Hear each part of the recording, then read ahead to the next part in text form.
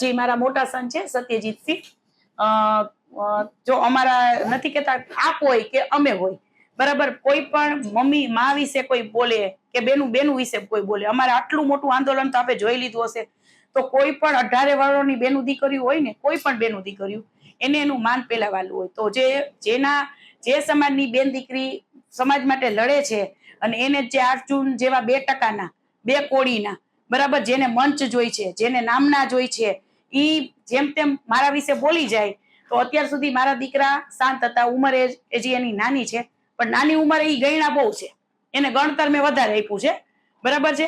એટલે એને બહુ ગુસ્સો આવી ગયો તો એને ફોન કર્યો હશે, મને ખ્યાલ નથી આ બધું, પછી મને ખબર પડી.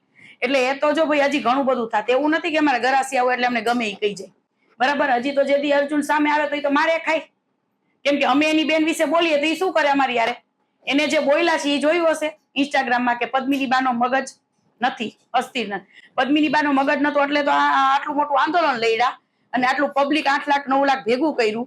તો ભાઈ તારો જ મગજ તું સાયકો થઈ ગયો, અર્જુન સાયકો થઈ ગયો છે કે એને છે ને વર્ચસ્વ નથી મળતું કે. અને પોતે લોકો આવું દર્શાવે છે કે અમે કઈક સારી ફેમિલીમાં બિલોંગ કરી, સૂટ સપાટા પાઘડિયું બાંધીને સમાજની બેન્ડ વગાડવા છે ને આ લોકો સ્ટેજ લઈ લે છે, બીજું કઈ નથી આમાં.